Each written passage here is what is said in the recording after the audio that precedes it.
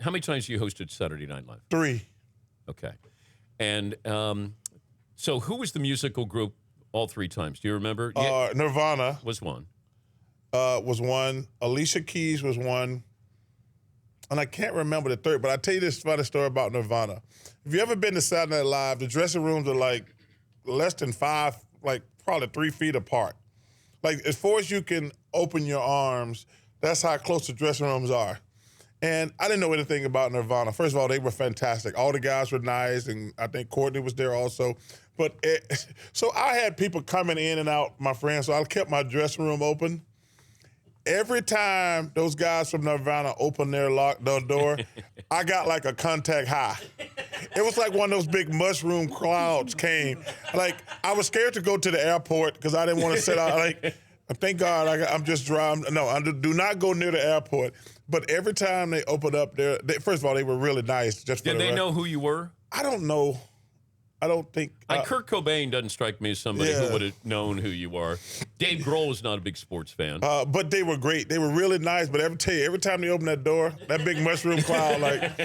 And I'm not a pot guy. I've only smoked pot like 3 times, 5 times in my life, and all it did was make me want to eat potato chips. Did you smoke in college? I did not. I smoked in the pros. Like I got a couple of teammates like, dude, try this. I'm like, all right, let me try it. And I didn't get no peace. I didn't make me. All I wanted was potato chips. But you would eat those anyway. No, but I'm telling you, pot gave me the munchies. Do you understand these guys who would smoke at halftime or prior to a game? You know, when I got to the NBA, guys would smoke at halftime, or they'd have a beer at halftime, and I'd be like, what the hell? And they smoking pot at halftime? No, they were smoking cigarettes. Cigarettes. And then drinking beer. Drinking a beer. Yeah, and I was like, oh, goodness gracious. But it was, things have changed. But I remember going, I was with John Barry, and we were at covering this for the Mothership, and walking by a player prior to a game. Yeah. And it was just, pot was, he was smoking before he got to the game. Yeah. I don't I never understood that. There was this one guy I played with in college. We tried to do an intervention because he smoked pot all the time.